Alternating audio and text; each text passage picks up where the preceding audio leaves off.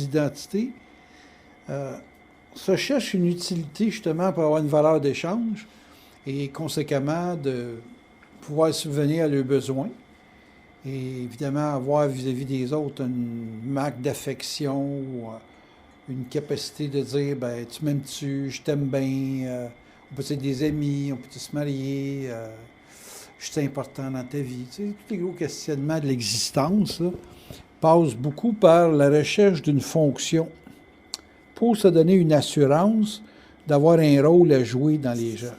Fait que c'est beaucoup l'affaire du rôle. On veut, dans l'échange, avoir comme quelque chose de particulier. Combien de hot dogs avez-vous déjà mangé dans la vie? Au moins une centaine. Il peut y avoir différentes sortes de hot dogs, mais un hot dog, c'est un hot dog. Pourquoi vous voulez être différent? Quand tu veux manger un hot dog, tu ne veux pas te souvenir du hot dog que tu as mangé il y a 10 ans. Tu veux manger le prochain hot dog qui va rentrer. Chaque hot dog a la fonction de te remplir la bédaine, puis d'avoir un petit goût particulier, relish moutarde, oignon, tomate. Va chez Harvey's, ils vont t'en donner un. Si vous éliminez dans la vie, dans l'affaire du rôle, le caractère unique, tu peux avoir un rôle simple et commun, et avoir un rôle dans la vie. Mais là, vous voulez avoir quelque chose qui... Vous voulez être, je ne sais pas moi, vous voulez être différent, spécial. Mais c'est pas tellement d'être spécial, c'est d'être spécial pour un événement, ou pour une personne, ou pour quelques personnes, qui est important. Mais c'est pas d'avoir un rôle qui est différent de tout le reste de la planète. Tu sais, les gens vont dire, moi j'ai une Corvette une telle année, puis ils en ont produit juste 200 dans toute l'historique de vie de la Corvette.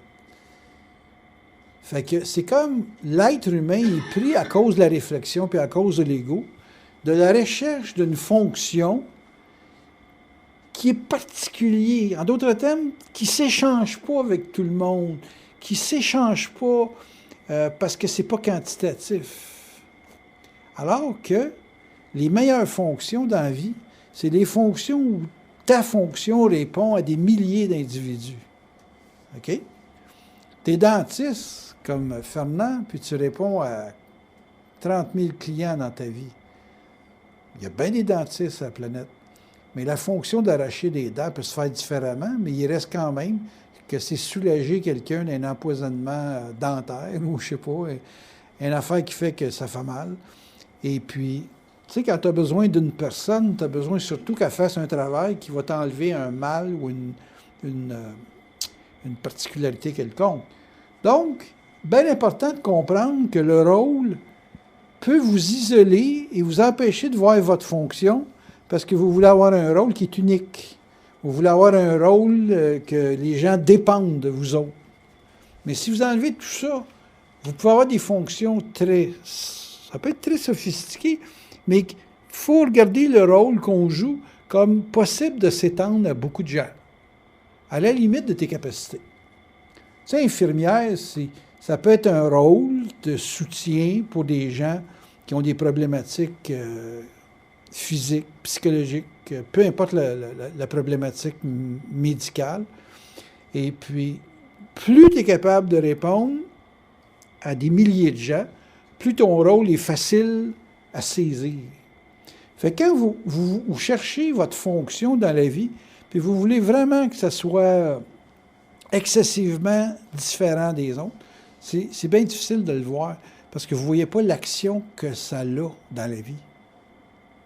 Tu sais, moi, j'ai rencontré 40 000 personnes faciles en consultation avec tout le temps faire voir à des gens le caractère crédible de l'occulte dans la matière. Fait que mon rôle, c'est un peu comme tout ascendant sagittaire, c'est de faire le pont entre l'invisible et le matériel.